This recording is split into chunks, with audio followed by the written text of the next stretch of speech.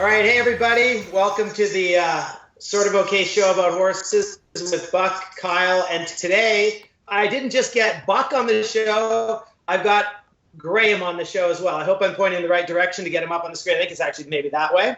And we got Graeme supporting us from Canada, Graeme Tom. He used to be the chef to keep for Canada and now is an independent consultant for our show as of today. So he'll get paid as well as he did when he was the chef to keep for Canada. So welcome to the show, Graeme. Oh, this is going to cost me as well. Yes, thank you very much. Great to be here with you two esteemed professionals. Exactly. You're very lucky, Graeme, to come on with us. I feel not only lucky, but indeed blessed. Yeah, exactly. We're definitely going to bring you down to a different level. But we're excited to have you, and you can let Kyle roll on whenever you're feeling a little uncomfortable. Just let him go, and he seems to just keep on going. Bite me. One of the things you do bring up an interesting point about the talking, because I got a bunch of Facebook sends on the commentary on NBC, I think it was, that was doing it, and how poor the commentators were and how they didn't seem to know anything about our actual sport. We got Terry Leibel as one of them. She's been doing this forever. She obviously has a good in with them, but there's a lot of ask for people that actually know a little bit more about the commentation and the sport in the commentary. And I think it is time they sort of up their game. I don't know if you guys watched that or the live feed. What did you watch? I watched the live feed, but I heard from some friends that some of the commentary last night was that the horses were big, so that would help them jump over the jumps, and that they had a very good relationship with the horse because they fed the horse. So, if that's why we have the relationship, just because we feed them, then maybe I'll have a great relationship with my daughter. You might. Well, on the live commentary, and I have to say, watching 2 days of dressage, although it was painful, we had John Kyle, and I'm sorry I forgot who the other person was who was doing the commentating with them, and I apologize because they did a great job. John Kyle was really educational, did a fantastic commentary today and the last 2 days of dressage. He was able to isolate in the dressage, like where people were losing marks and their percentages, and really help you understand it. And it is a shame that that the national media doesn't understand the importance of having good people in those positions, like us. We'll put you in for it next year, or next time, Kyle. Next year's Olympics. Yeah. CBC stream I watched didn't have a lot of commentary. But they should definitely get an eventing person in there to do it. All right, enough on that. The day, it was bloody interesting. I think, Buck, going into this, you said, I believe in quote, it's a 2-star cross-country course, I've heard. So you don't really need a great cross-country horse. And obviously, once again, you were proven completely wrong. Completely wrong. And the only thing I can say is that I do have I did pick the first 2 places, so that was pretty good. But quite honestly, it started off scary. I thought for me, it started off scary for the sport. There was some horrific falls. Looked like the horses weren't really understanding what they were supposed to be doing. And certainly at the Olympics, you're going to see nervous riders and things, not go the way you would expect them to go. But, thankfully, after the first little bit, it seemed to calm down, and it looked like people started taking the options and not worrying so much about the time. But, for me, I wasn't in love with the picture that I saw, even all day at the end. The horses getting tired at that last water, sort of clambering through it, and not exactly what I was hoping for the Olympics. Obviously, you want it to be a cross-country competition, but it's a tough deal. It's a tough job to try to make an Olympic champion and have other nations that aren't top 4-star nations get around. But for me, maybe a little bit too much drama. Graeme, your thoughts on that? Yeah, I totally agree. I thought it was, difficult for the best in the sport, and and the best in the sport had runouts and falls, and so to put that much pressure on everybody else is really tough. Akash, former CEO of Equine Canada, sent me a great email the other day, and he said that the motto of the Canadian equestrian team when they were brought into the cavalry in, I think, the First World War, was through the mud and the blood to the green fields beyond. And I thought of that when I watched the first out of 10 or 12 riders go, and they only had 2 clean rounds through them. And I thought, this is just like he wrote to me the other day. But I also think that the new format makes a course of that, new numbers in the team, I should say, to have only 4 team members as opposed to 5 in the past for the Olympics with 3 scores counting, I think really changes how you approach this. And, the strategy with a course that tough has to change as soon as you get an elimination or even a 20. So I thought that part of it was interesting, and I think that speaks to what Buck was saying. You started ending up forcing yourself to take more long routes just from the elimination of riders earlier, not so much the course. So there was a combination of both. Well, I think the strategy is a huge part of this type of competition. And what I was sort of surprised by is I didn't think the strategy of the nations necessarily followed what was going on the day. And to Buck's point about these, trying to make the Olympics, so that it's accessible for the not so strong 4-star nations, the reality is they did almost a better job than some of the top nations. And individually, that Chilean who jumped around, sure, he had a bucket load of time, but he jumped around clear, which would mean that if you took, your second or third in a proper international team and said, these are the long routes you're going to do, be as fast and as efficient as you can, we need this for our team, we might have a little bit more fighting at the top of this leaderboard. But it seemed like the notion was, well, we're good. We don't need to really take that into consideration. And because of that, I mean, you had a little bit of falling down in front. Like, I'm sorry, Great Britain didn't have a single clear round on the day.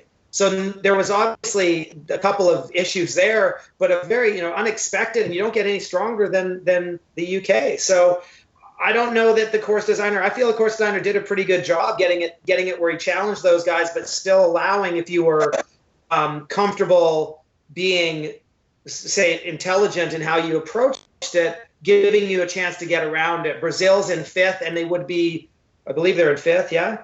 And they would be even tighter in there, except they had to bring in Hoy's run, who had 2 runouts. So I'm not sure that I think it, what's that? Okay, well, maybe that's, they'd be in 5th with, I've got obviously an update to do here then, unless they just changed it again. But so if they, what I'm saying is, I guess that I feel like they really put in you're right. That they're with their placing. No, they're in 13th on this. How's that? No, sorry. Mine says 5th on the 222.9. So they must have brought in that last rider who slid. I think that he should have been eliminated, but obviously they've got a protest going on or something. That's why it's been updated. But when you've got, and Brazil had some good riders and horses, I kind of was hoping they'd get themselves into the mix a little more. But I think that there was enough people that were say we would consider weak coming into it that did a pretty fair job on the day, and then there was people that you would consider strong that probably going for more than they could have on the day got themselves in trouble, which is, I mean, I don't love some of the things that happen for sure, but I certainly think the 7 ends that you need to challenge the best one as well as be able to get the lesser around, and they managed to do that. No, I mean, I would agree with that. I mean, the sport is obviously about the cross country, and so the cross country was super influential. It's just interesting to see the Irish guy, Porter McCarthy, fall at that corner and have the frangible jumps, and it didn't come down. And that to me was a little disturbing. There was, couple too many real upside down jobs, and we're very fortunate that nothing disastrous happened.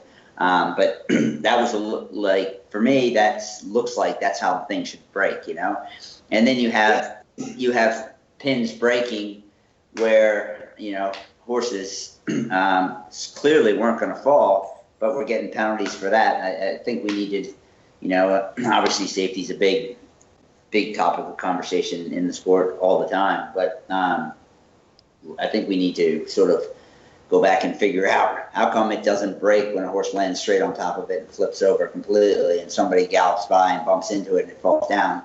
I'm not sure that we have the answers. So again, not to get off track here, but to give people penalties for hitting a jump when it falls down. It clearly failed in that case where it didn't let go. So if it doesn't let go when a horse is laying on top of it, how can you again give people penalties for when it does let go when they barely touch it? So that's a little bit, that was for me a little bit disturbing, was a couple of those calls, and the fence design or the safety innovations didn't do their job. And there were at least 3 or 4 proper rotationals where people were extremely lucky. And horses. Yes. Yeah. And that's in this day and age, for me, that's 3 too many, especially in the field of 65 at the Olympic Games. This is not; these are not Muppets riding around. These are, the best in the world on the best horses in the world, and accidents, of course, can happen. But for me, when there's sort of more than 1 or 2, it's maybe not an accident anymore. Yeah, I think when you throw the huge grouping in of the top from each country, and the day gets exciting and everybody wants to have that performance, a few more risks are taken, and because of that, the safety being as important it is, you do have to have the jumps designed in such a way that can, I have no problem with the run outs, and I don't mind someone falling off, but you don't want to see them go end over end. Then that said, there is that, like the Polish horse, I believe it fell at the narrow. The thing is, a lot of times these horses also have trained them to the point where they never think of the option of not jumping the fence. And then you see some that are quite happy to go there, but those are, hopefully you're not sitting on those. All right, let's go on to the actual performances today, just because otherwise we could spend all week on that end of it. I feel the course designers, got it somewhat right.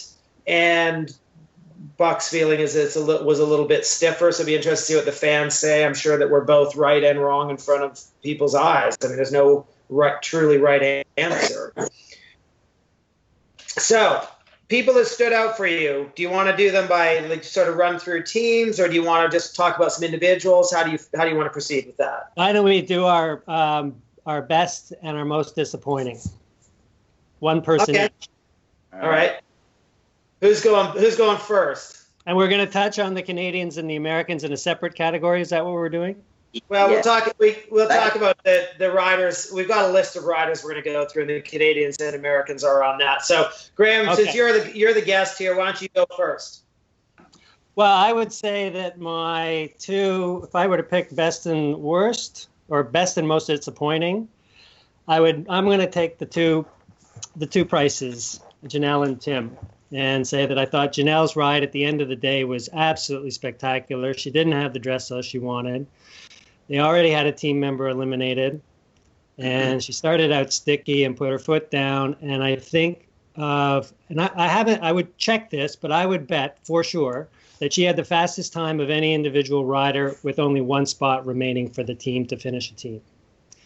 And I thought she just did an absolutely spot-on, perfect course. The course and the horse is wonderful and really good. And then my most disappointing, I'm going to pick her husband, Tim, who's slip and fall. I mean, I think I might have done it to you, Tim, because I just finished saying to somebody that I thought you were having one of the nicest rounds and you're a great cross-country rider, and there your horse's feet slipped right out from underneath you. So I'm really sorry for that, but I was horribly disappointed for you. So all I can say right now is stop it. It's been a long year for you, and it's going to turn now. All right, Buck. You know, it was sort of kind of interesting. It's sort of have the same person in the most kind of, I don't know, disappointing and unbelievable at the same time. I thought Chris Burton was unbelievable. And at the beginning, you thought, wow, this horse looks way too green for this. And there's just no way that he's going to pull this off. And by the end, it looked unbelievable. For me, the class of the field by far. He got it into a rhythm. And, you know, so, you know, for me at the beginning, you were sort of disappointed. And by the end, you were thinking, oh, my God, this is magic. And, you know, so, but you obviously have to hand it to him. But I would say the same thing with Michael Young. At the beginning, I thought Sam was a bit wild compared to what you normally see. And then by the end, it smoothed out. And I think, from what I understand, the warm-up was right in the middle of everything. It was very loud. And horses were galloping around. And so, you know, they got a little bit nervous. But, you know, the top, I mean, all the top sort of, you know, down to Boyd, Phillip, Mark Todd, how amazing was that? 60 years old. I mean, the guy's unbelievable. So much for picking one, eh? I think the whole field now. I think I'm kind of like you now, Kyle. I'm just going with it. This is how I took so long to get married. Yeah, maybe that. I just like I'm kind of in awe of some of the great, you know, some of the great riding that was out there. I mean, it was awesome to see. I mean, Chris Burton, Michael Young, Nikolai, Mark, Phillip, Boyd. I mean, everybody rode amazing. You know, it was a pleasure and a riding lesson in itself. And Graham's on the phone, getting some more tips. Be right back. He's got to sell another company for $1 billion or something. But you know, obviously the real disappointment was Clark for me. It was sad. I mean, it was just, you know, maybe it was too much pressure on him. Maybe I don't know. You know, everybody thought it was going to be. You know, it's hard to go in there where everybody thinks you're going to be the winner and not have it come off. You know, just some days what do they say? Some days you're the windshield and some days you're the bug, right? And you know, unfortunately this weekend he was the bug. He didn't have the dress as he wanted, and I don't know the reasons, but I mean, the horse looked like, you know, kind of a nappy pony, if I can put it bluntly. It just, it wasn't on from the beginning. Very, very, very sad for him. And, you know, his dream, obviously, to ride the Olympics came up a little bit short, but he'll be back. And so there's my long-winded answer. Now, Kyle, you can be short and quiet like me. Well, I think it's actually interesting that the one that you were most disappointed with Clark, I kind of felt a little bit the same way. I thought I will say it was a very odd decision when the horse kept running out to the left. It did it at the first water, and then it did it at another fence, threw its head up, threw its shoulder. That then in that situation on a team that he would go the direct route at the turn to the corner to a left-handed run out, where it again spit the bit and ran out. It was a tough enough question. I think that was in the middle of it. Your job is to continue to analyze and hyperanalyze in a team. And I think that to put the horse into that place where it opened another question, I thought was a little bit an odd choice on his part. But I think that, you know, that's obviously we know that was not at all what anybody expected for him this weekend. Maybe he's still licking his wounds from dressage. I don't know. So my top one, though, was Mark. I mean, 60 years old. He went out there. He saved the corner just like Phillip did later. I mean, Phillip would be right there with it. But, you know, Mark in the thick of it just did an incredible job as usual. And I love watching him. Just love watching him do his work out there and make it where you question why anybody would ever retire, you know. But I will say my most disappointed one was a horse I loved in the dressage, an Irish horse that Claire Abbott rode, Euro Prince. looked the class, I thought, on the flat, didn't really get the marks. I was disappointed for her. Went out, I came out of the box, I said to Jen, oh my God, it was nice out here as it is in dressage. And the whole way it looked like the horse was really wanting to do it. And both the problems she had, she got there riding backwards with the horse really upside down in the back. And I think she had legitimately a good shot at having a clear round today and almost got in her own way. And I was really disappointed because I was super excited to watch that horse go. And I don't think we've seen the best of it by far. But she's going to have to get her nerves under control for the next one, because she, on that horse, could be a real contender. So she's going to have to go home, hate herself a little bit to kind of get over it, and then analyze the reality of it and make the changes. So that was my, maybe I didn't know what to expect of it, but when it did start to go wrong, I was like, it shouldn't be going wrong. There's no real good reason for it, So that was mine. So why don't we cover a couple of individuals? Jonty Evans, I had him down as I thought he's having a great weekend. He seems to be loving his whole time. I thought Christopher Burton, same thing, fantastic ride on Christopher's part, because he took a horse that, I agree with you, went out, didn't look like it really was all that into it, improved it through the day. And I think there's the other reason I wouldn't have put the course in such a negative light, because there was a couple of horses out there that improved as they went. And when someone can do that on a course, I think it says, I think it does say something about a course. Tim Price, obviously, that was very disappointing. And then I've got Williams, obviously. I was as he was riding around, I was watching with some of the kids who ride with me, and I was like pointing out the way he moves, his elbows, the way he's able to bring a horse elastically back on a line.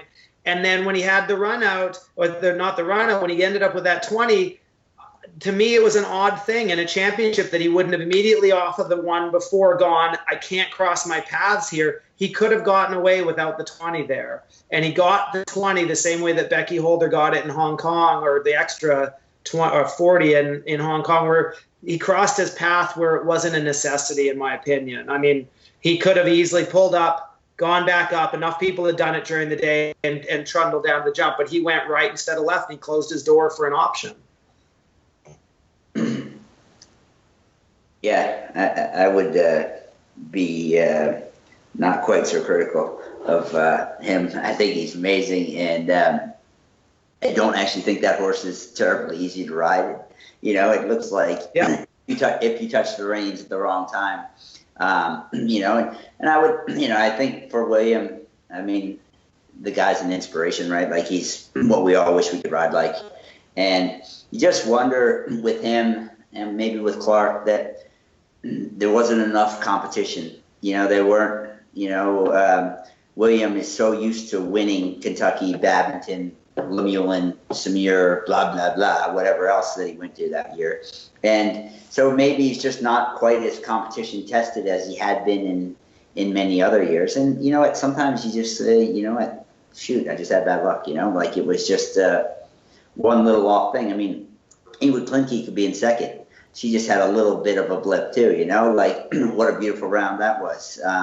And there were plenty of people that didn't have beautiful rounds that came home clear. The other one that I think we should probably mention is Nicolai Astier, France. Early in the day, the horse looked like it was just kind of cantering the whole way and just came in nicely inside the time. Beautiful rhythm, jumped every fence perfect. The guy rode amazing, and I think he snuck under everybody's radar. But he was impressive to watch too. And because it was so early in the day, you didn't realize quite how impressive it was until the end of the day, when you look back and go, man, that was good. Yeah. That's a great point about Nicola's ride. I was really impressed with that. And just following up on that other stuff, I would take William Fox Pitt with a 20 on a team any day of the week, and especially but it's not the 20, it's the way that he got it. I mean, I found that to be, and I guess it's almost a little bit in that mentality, like they were talking about Ingrid, and I agree with you, Ingrid had a great round and she had a run out. It was a legitimate, she had a run out. they were talking about her at Athens when she fell off between fences and still made the time.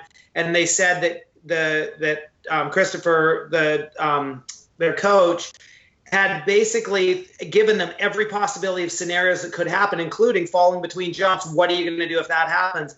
And I think that's the paranoia that you almost have to take into these, where you're like, if this happens, I need this to make sure I don't have the penalties or whatever. And when he went right, I was like, it just didn't I don't think he needed to be, because he hadn't had the run out. He just crossed his path. Look, I've made the mistake. I'm not there, but I thought I was disappointed because I was still, I think even with that, if he pulled left, gone up and come back, he'd be in the top couple fighting for it still, you know?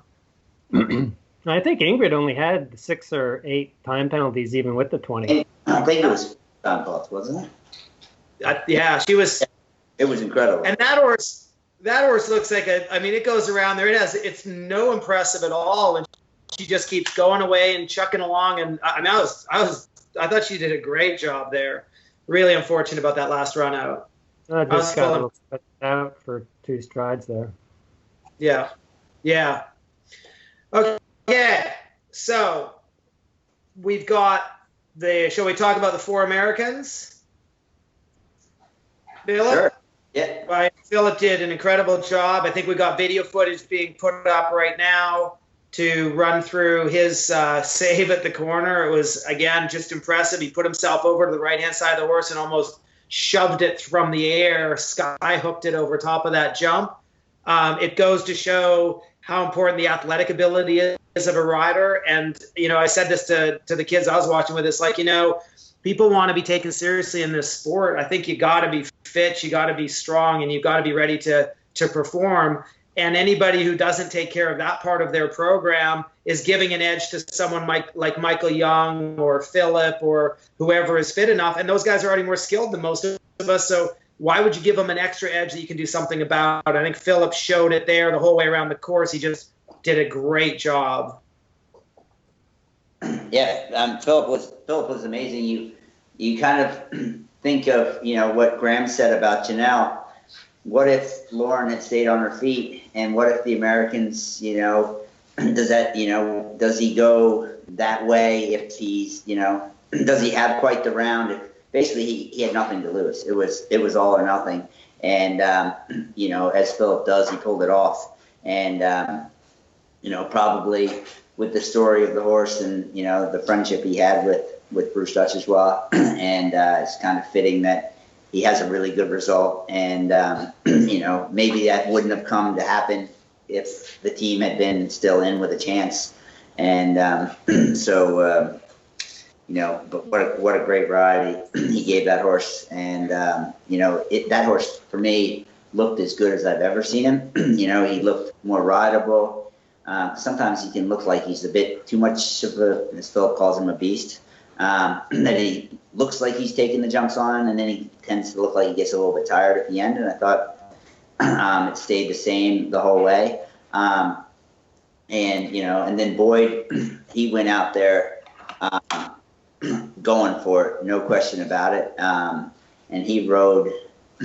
He made that horse go over every single fence, because some of them it looked like it wasn't sure it was going to go over, and some of them it wasn't sure it was going to go high enough. But he certainly got it done, and that was amazing. Obviously we've already gone over Clark, which was a bummer for him, and hopefully he'll figure out what the problems were and be back. And I think for him, it's easy to be Monday morning quarterback, but I think of all the people, he was really the only one that got the quote unquote bye all the way up into the Olympics. And, in talking about the, proceedings before the Olympics, that nobody was going to get that because it doesn't work. And I think once again, we see that it just wasn't competition tested. I just think that it's not an easy thing when you're, been told this is what you're going to do. You don't have to do anything else, because when you go to the playoffs, you need to be peaking at the playoffs, and not just trying to get yourself stoked and ready. But a disappointing weekend for him. And Lauren, interesting choice to go that way. You know, that route with the mare. I didn't think it was jumping terribly well. You know, it was a little dicey at the first water, I believe, at that log. And it just didn't look altogether really as good as I've seen it. And, you know, I think, again, having the ability to go back and see what happened throughout the day, you know, just going around there and taking 10 more seconds or 15 more seconds would have put the Americans right there. So interesting team strategy, but easy to be sitting here in Pennsylvania talking about it. And, you know, these things happened, and disappointing for her, which, you know, ended up being a disappointing day for the Americans. But thankfully, Boyd and Philip did what they do. Yeah, I'd agree with you on Lauren. I mean, the thing that I thought was the oddest about it was the horse wasn't, it was kind of running a little bit flat to the jumps, and it didn't jump that first water well. And there was another fence it kind of did a little the same bid with. And I thought it was an interesting call for the director out there when, yes, it had ridden, but it also had caused some issues. And most of the teams were at that point already deciding that they were going to do the option there. And when you've got, you know, some of the horses that did the option there, I can't remember. I know Tim was trying to do the option when he slipped. Maybe they were worried about that. I don't know. But I think it was a really odd choice at that point in a championship when you've already lost one rider. I know you can't go and do every option, but that one, the way the day was going, seemed an odd one to go direct to. And, you know, that made it, I thought she wrote about what she could when she got there. It just kind of blew her off and ran right down to nothing. And then, you know, twisted hard in the air, lost its balance, and, you know, nothing major happened to her or anything. And sometimes we do end up on the ground, but I think that was avoidable for the team result. And in these situations, it is so important that you finish with that team, because that's what makes a program. Graeme? Well, I mean, I think you guys have covered it, and can't sort of beat this topic to death too much. I mean, you saw the Netherlands rider fall at the beginning of the day there, and the Australians all took the long route and so on. So, yeah, I mean, it's a tough choice. But as far as Philip and Boyd go, I mean, I think they also both had personal bests in the dressage, which is impressive on top of their cross-country runs. And I agree with Buck. I mean, Boyd really made it happen. Well, they both did. But yeah, it's unfortunate because, with just 10 or 5 time penalties, the U.S. would have been tied for second. Yeah. It was really. But anyway, there you go. Yeah. I mean, that's. Sorry, Buck. Who do you blame for that? Is that the rider, the coach, the spotters? I think in the end, I think the coach makes the decision. You tell them we have this conversation all the time when you're going to places. They make the call on what you ride on the day, from what they're seeing, whether you agree with it or not. You do as you're asked, because that is your job on the day. And obviously, David felt he saw something in the exercise. He felt very strongly Lauren could handle it, so it wasn't a big deal to him, and he probably was going for, you know, the bigger prize at the end of the day. But with having lost Clark, I think that it was a time for caution that unfortunately didn't get taken. But if it had worked, we'd be saying something different, right? Well, it's very unfortunate. They had a great group of people to pull it off, and it didn't happen. And I feel sorry for David and all the team members, for sure. It happens. So then we've got the other North American contingent. We've got the Canadians, who I predicted on this that at the end of the weekend they'd be probably 9th. It looks like I was wrong, and by the end of the weekend they might, with the numbers it's their batting, it probably is unlikely they will move up unless horses go lame. So we're in 10th, we're in 11th right now. I'm just I'll start the process off. It was it was a poor showing. I know there's still enthusiastic support for Canada. You hear like, oh, she got it done and that sort of thing, but if you have a run out going for it, if you have a run out trying to, provide the result, that sucks. It really does suck. But you had to run out trying to do something. When you have a couple of run outs and a bunch of time, it's like getting a 75 on the flat. You're not going for it. You're just there. And I don't think that this was at all how it should have played out. I think when I saw the pictures of the course, I was like, these guys are in for a lot of trouble. And it was going to be a lot of work on the day, and it just really didn't come together. Jessie had her 2 stops on the course and time. Colleen 2 stops and time. Catherine, I have to say that horse looked like it was behind her leg from the start, and then she never really got into a lick with it to get it through the problem. And I think she, like you saw some of the other people, like Janelle Price, that horse was a little bit funny in the first water, and she got into it and got it going. And Catherine never really got the gears going, and the course couldn't be ridden that way. It had to be in front of the leg or it wasn't going to happen. And in the end, it just didn't happen. We're lucky to still have a team there. Rebecca, stepped up, did a great job. I think she had a little bit of work to do with her, from her prep and her last run having a stop. And that horse didn't look like it was particularly thrilled with the whole thing at the beginning either, but it got better and better. And she definitely stepped up and rode the performance that she needed for the day. Unfortunately, it sort of stands alone, and that's just not going to do any good here. So, I mean, that was a real struggle to watch. Like I was doing a lot of swearing at the TV and stuff, I have to say. So I have a question. Do you guys ever get invited out for dinner after the show or anything? Look, are you pretty well just decide you're off the social scene after these things? I don't go out to dinner anyways. Just so I know. Buck never goes out to dinner. Yeah. I don't go out to dinner. Yeah. It's fine. Yeah, but so Graeme, don't be expecting any invites, Yeah. You might get one from me or Kyle, but that's about it. The thing is this is just, it's only analysts. It's only analytical. We can say all the right things that everybody's going to love and support, but the reality is in any sport, if this was basketball, if it was football, if it was any sport, the sports analyst would be doing the same, breakdown, probably much harder, and everybody would accept it because that's the reality. And these aren't personal attacks. These are. Yeah, I get it. I mean, on the Canadian side, I would only spin it a little bit differently. I mean, I think there's been so many issues with the Canadian team that blah blah you guys have covered, et cetera, that you're already starting kind of a little bit, on the wrong side of the fence, because you're coming in with morale issues, you're coming in with training issues, you're coming in with coaching issues, et cetera, that you've got to kind of get over. And then at the end of the day, I thought Jess did a good job, because I think that little mare is, is a great skitterbug, great jumper, but, obviously was paying attention to the jumps a little bit more than normal. It was a big course for the mare. It has not completed a 4-star. So I thought she did a very good job, and there were certain couple of sticky moments there that I thought, only Jess would have finished that horse. So, I mean, I think she did what she could do with the horse. Now, I understand what you're saying, Kyle, but I really do think she did what she could do.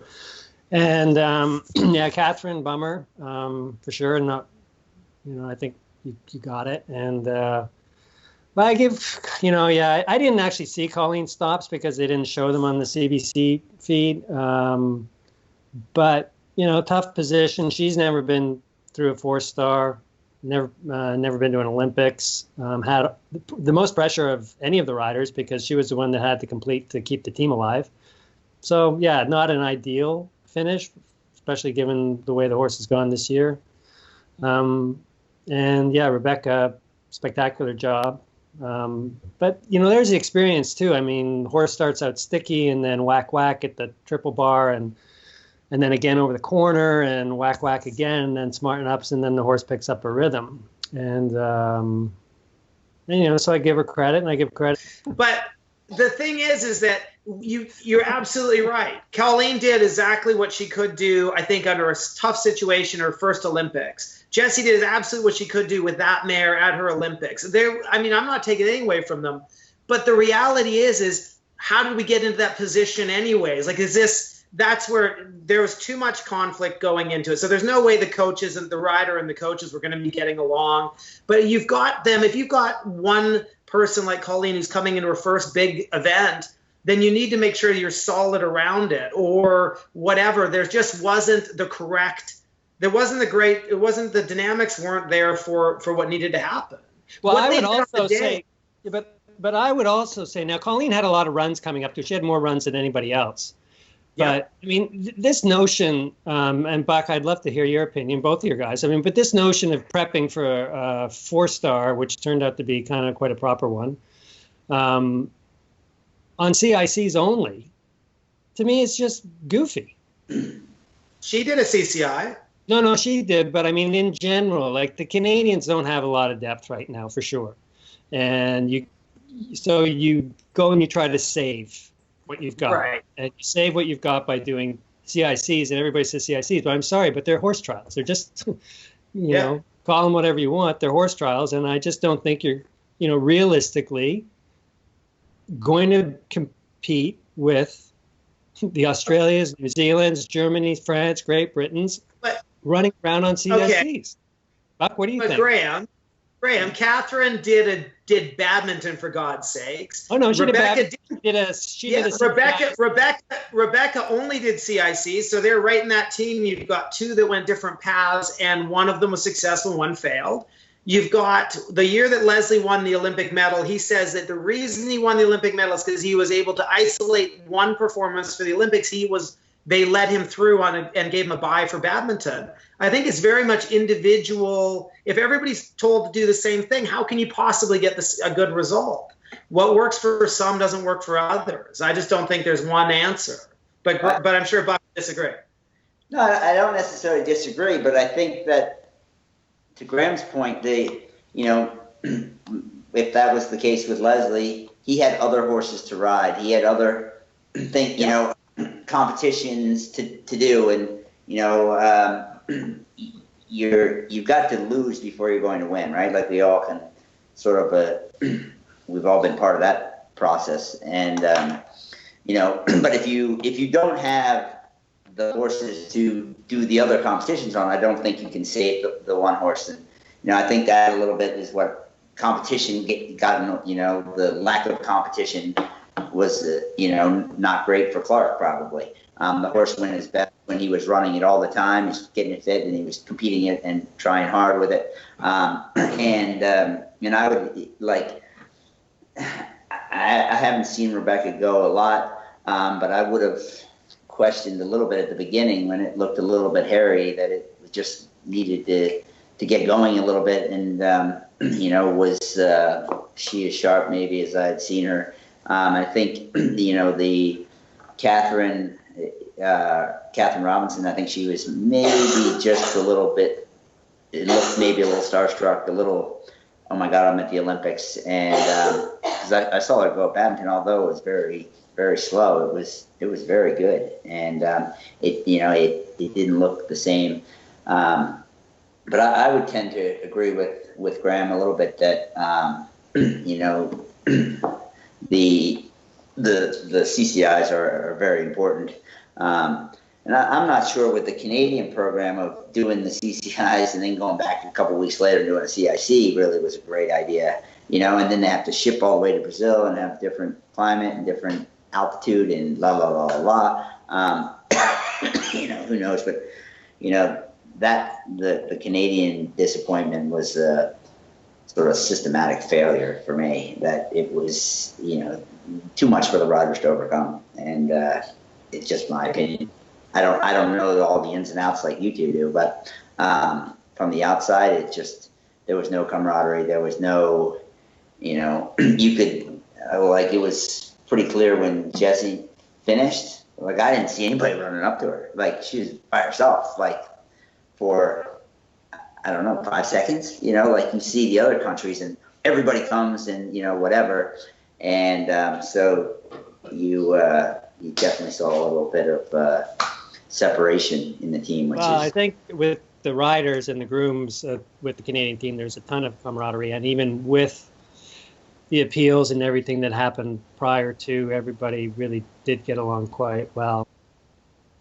Well, and so I guess the thing is that's exactly what I probably should have led off my criticisms there with, is it's pretty hard to develop a a successful weekend around the chaos that transpired before. Colleen's horse obviously had a lot of runs this year, so that was, you would think would give it the sharpness, but it's very possible that it left the best of itself on all those runs. And there is that balance between getting enough sharpness and enough skill work and not running them where the horse isn't quite in it anymore. But I don't know. I think your point though, Kyle, sorry to interrupt, but I mean, I think it goes back to what you were saying earlier. It's different for everybody. And I can't tell you how many times with Buck's dad, Bruce, because I rode with him for so many years, that, leading up to a 3-day, you'd go have that last run. And if you had a glitch or something, just as an example, Rebecca had at Barbary with a stop there.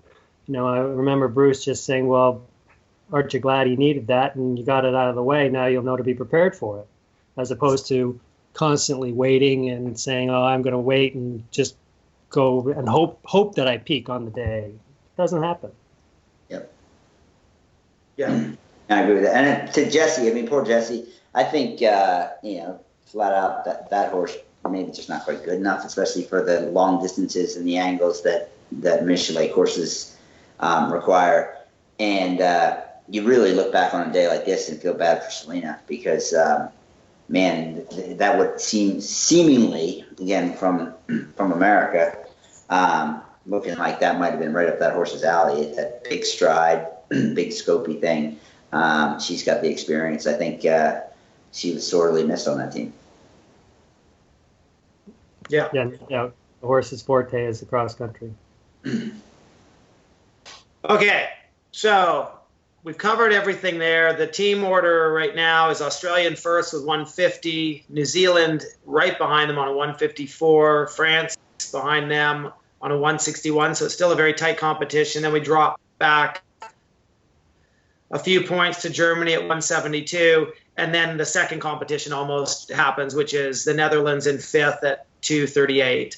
Brazil in sixth on 242 at the moment.